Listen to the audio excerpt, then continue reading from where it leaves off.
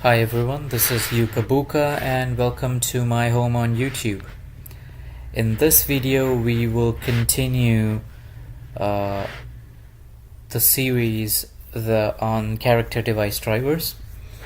In the last video we had looked at the implementation of functions such as register cardef region and alloc cardef region. In this video we will continue to look at other functions such as cdef init, cdef del, unregister cardef region, and so on. Let's start by looking at the function cdef_init, as that would be the next function that is called from the simple driver. Okay, so let's take a look at cdef init.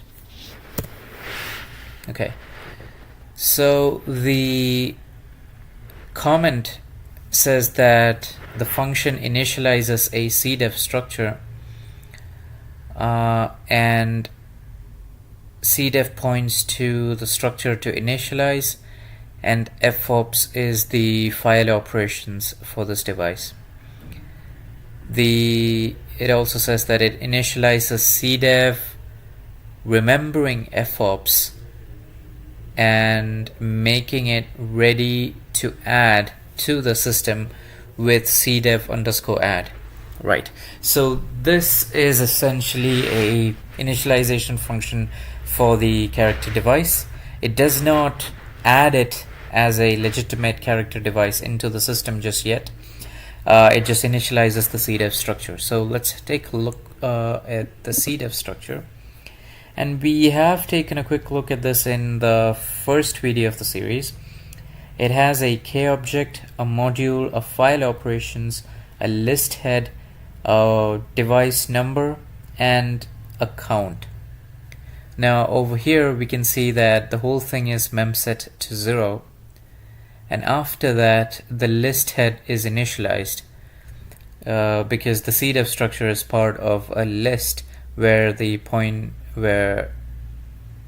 and this is the Linux kernel implementation of list. If you'd like to know more, please look at the kernel sources inside list.h.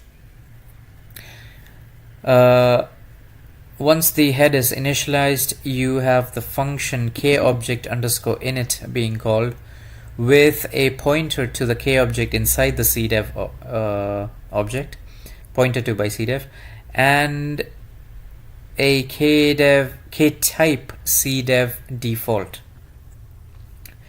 We have looked at k-objects in an earlier series which focuses exclusively on k-objects. So if you're not familiar with k-objects, I highly suggest that you take a look at those videos. What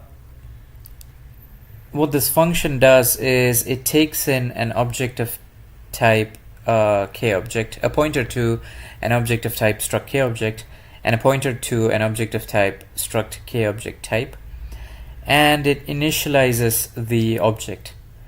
It's the same thing that happens here. The curious thing to note is that the type is set to k-type cdef_default. So let's have a look at what that type is. What the type is a static object of type struct kobj_type with its release method set.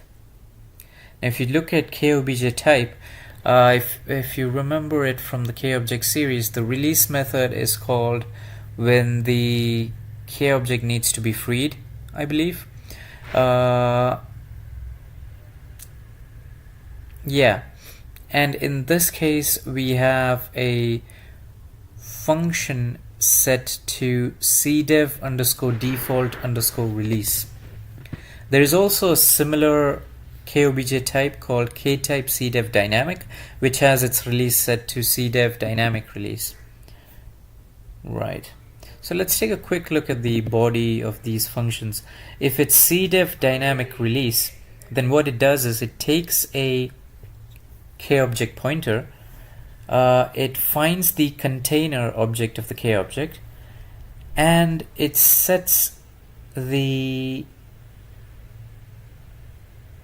it figures out what the parent of this K object is, and after that it calls a function cdef underscore purge, and then it goes on to decrement the reference count of the parent.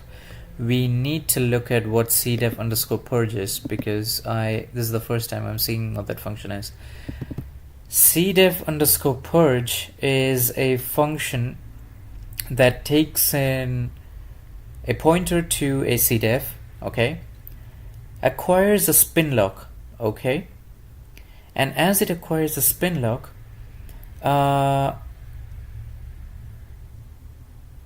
it figures out the container of the cdef structure, I believe.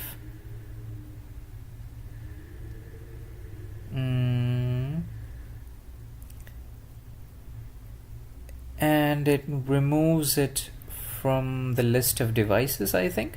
I'm not too sure. And inode arrow I underscore dev is equal to null. Okay, so we will do one thing. I feel like it would make sense to look at cdef purge after we look at cdef add. It might be clearer for us that way. So is there a way I can bookmark this function? Let me just quickly bookmark this function so that I can return to it later. If only I could remember how to do that. We have the references here, so if I click cdef purge and then hit this, yes, so let's set this 615, okay, and we have a bookmark, I hope. No, we don't. Yikes. So that's the go to line. We need to set a bookmark by the name of call cdef purge set. Okay, so we can return to this later on. And yeah, so if we go back, we can see that cdef dynamic release also follows pretty much the same path. It's more or less the same. The only difference, if I can manage to find something, is that the dynamic release has a keyfree as well, while the default release does not have a keyfree. Interesting. And P is the container of K object. So in dynamic release, the container of the K object is released. In the default release, the container of the K object is not released or freed. Okay, so let's go back. We go back to the type. Okay, and then the cdef arrow ops is set to fops. Right, that sounds good. So this is how the cdef underscore init function works. And that's how the device is initialized. I'm not sure if there is a need to set the dev arrow ops manually here, because the cdef underscore init does it for you. So I don't think this needs to be done. Okay, let's take a look at the cdef underscore add function. Let's see. cdef underscore add. What it means is it adds a character device into the system. P is a pointer to the cdef structure. Dev is the first device number for which the device is responsible. And count is the number of consecutive minor numbers corresponding to this device. Alright, makes sense. cdef underscore add adds the device represented by P to the system, making it live immediately. A negative error code is returned on failure. Sounds good. Now we have cdef underscore add. Okay. So the first thing is to set the device number of the CDEV, and the second thing is to set the number of minor devices in. Okay, that sounds good. Or the number of devices, right? It's not the number of minor devices, it's the number of devices. And at that point, you call the function kobjmap, a function we had explored in our kobject video series. We call that with the argument cdev_map dev count null exact match exact lock and p. Okay, so there are a whole bunch of things over here, so let's take them apart and look at it one by one. First is the k-object, is the cdev_map. Now in this case we can see that it is referred to as the domain. Let's take a quick refresher on how the domain is used. Yes, so the domain contains probes and the insertion happens into a probe. Right. Got it. So if you look at cdev_map's type, we can see that it has an array of 255 pointers to objects of type struct probe. So cdev_map is one such structure, and let's look at the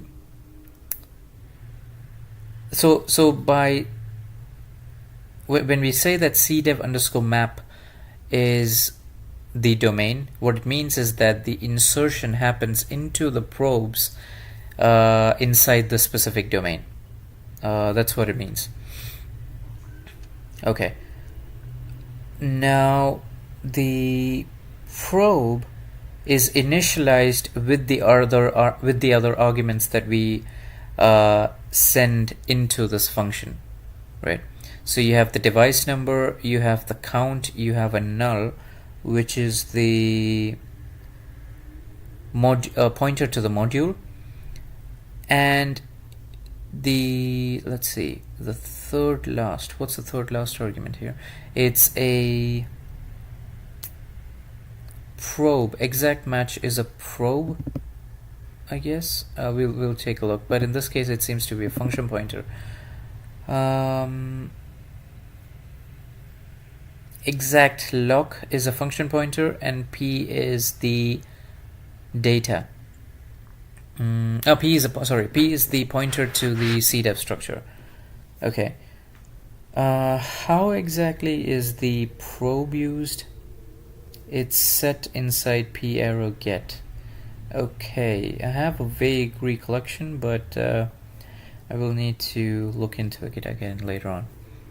Okay, so what this function does is add this cdev device, create a probe representing the cdev device and its range, and insert that into the domain.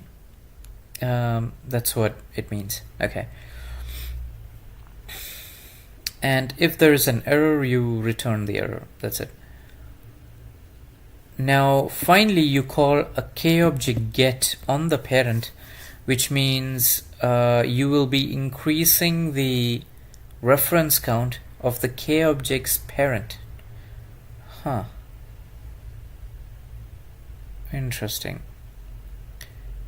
Why is it the kobject.parent? So if I remember correctly, kobject.parent is of type kobject as well. We can do a quick check. Yes, so the parent is of type kobject as well. Okay, it's curious how they are increasing the reference count of the parent as opposed to the kobject itself.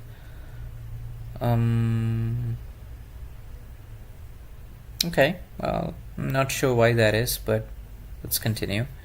So now that we've looked at cdef underscore add, perhaps cdef underscore purge will make more sense. So let's go there and check that out. So what's happening here is the lock is acquired here and the lock is released here. And while the list is not empty, so essentially you are iterating through the list pointed to by the cdef you want to free. And I assume that every item on the list would be representing each device, but each device of that major number. That's what I'm assuming. And what you have inside is you have a pointer of type struct inode, and then inode is acquired by cdef arrow list dot next. Right, so it's going to the next cdef's list. So this will be the next cdef's list pointer, and then that is part of a struct inode, and the field name is I underscore devices. How is that possible? That should be embedded in a cdef structure as well, right? Let's take a look. So the cdef structure is over here. We know that there is a list underscore head list. Now, if you look at the list head type, it's a type that contains two pointers, a previous and a next. Now, typically, when it's initialized, it points to itself, but I would imagine that, seeing as to how there is a cdef type for every major number, there are two possibilities. One is that this is a linked list linking together the various character devices of various major numbers, or this is a character device linking together the various devices with a single major number but different minor numbers. I am not quite sure which one it is, because I haven't seen any instance of an inode initialization in the addition code, so I am a little bit confused.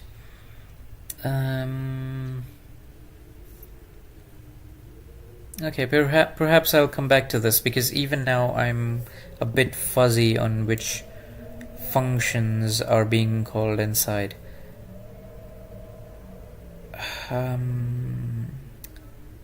Yes, there is a function called cdef underscore del. Let's take a look at what that does. cdef underscore del. Okay, cdef underscore del seems to be a smaller function. It seems to be the exact opposite of cdef underscore add, where it just removes a cdef from the system. This guarantees that the cdef device will no longer be opened. However, any cdefs already open will remain, and their fops will still be callable even after cdef underscore del returns. Right, okay. So cdef underscore unmap means that it takes in a device number and a count. So accordingly, we pass the device number and the count, and then it calls kdef unmap of cdef underscore map and so on. So at this point, cdef underscore map is the domain, and we can assume that it's removing the corresponding probe from the domain's probe list. Yeah. The next one is to increment the reference count of the K object. But it's not increasing the reference count of the parent somehow. That is strange, because in the other case it was doing a K object put on the parent, I believe. but in this case it is decrementing the reference count of the object itself. I'm not sure what's going on here.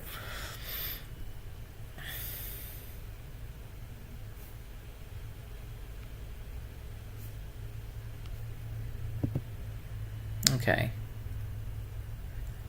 However, I still haven't figured out what the context of cdev underscore purge is.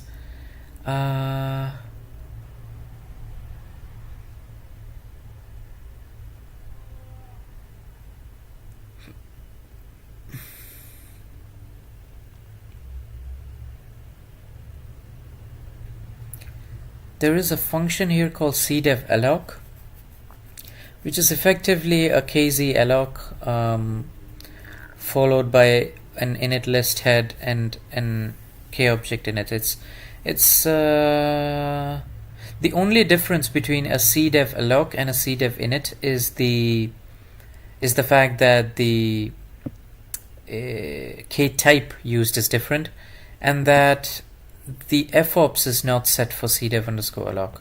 So I guess if you use a cdev underscore alloc, you're supposed to set the fops outside. That is, the caller is supposed to do that. Okay, that makes sense. But what we need is something that does the opposite of what cdev underscore purge does.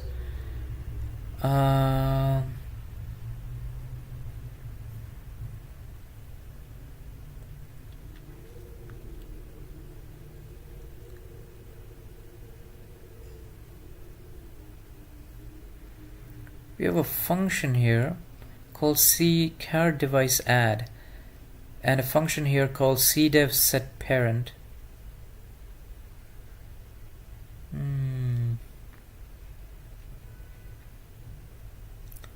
have a function cdev purge cd forget cardev underscore open. Ah, I see. This is not something we have looked at. Then we have functions such as cdev underscore put, cdev underscore get, and finally an unregistered cardev region. Right. So let's do one thing. Let's look at the unregistered cardev region as well. I'm hoping it should be easier to understand, given that we have the context from register cardev region. And then we shall look into the other functions which are inside the cardevice.c file, but are not called from the driver file. Let's do that. So unregister cardev region, unregister a range of device numbers, makes sense. You have a from and a count. Yes, that makes sense. And it will unregister the device number starting from. Yep. So this we can see is similar to the register cardev region function. You take each major number, you make the device number, and if the value that is generated is greater than 2, you set it to a maximum of 2, and then you call kfree of unregistered cardev region. The interesting thing in both register cardev region and unregistered cardev region is that this clause is present. So if you're starting from 2 and have a count of 5, you go all the way with 2, 3, 4, 5 and 6, but you do not use 7. However, in this specific case, you do end up using next as 7, and it's next minus n, so I guess that's fine. Okay, fair enough.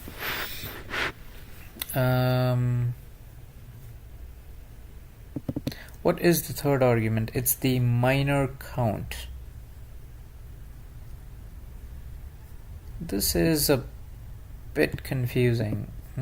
Okay. Let's go into the unregistered cardev region function, and we can see that it's a relatively small function which has a pointer to a car device struct. It calculates the major to index of the major number. It acquires the mutex, and finally it goes through the list pointed to by cardefs of I and iterates through that list, checking for anything with the same major number, the same base minor number, and the same minor count number. And if you find it, then you break. And if you don't find it, then CP ends up pointing to a null. So that's what's being checked here. If star CP, then CD is equal to star CP, and then CP is CD error next. Right.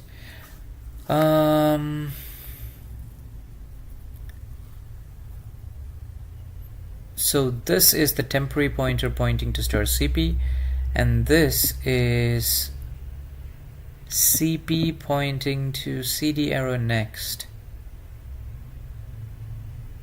Right, of course. So it's essentially setting the second last node's next pointer to null, I guess.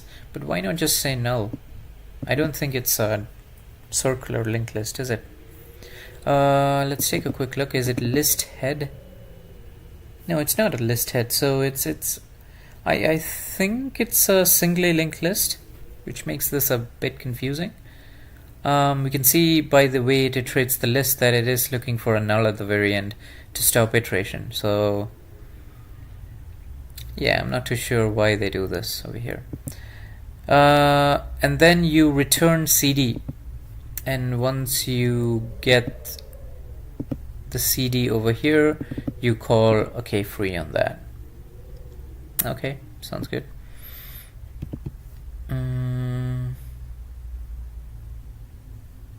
I wonder if the mutex should have been around the kfree though.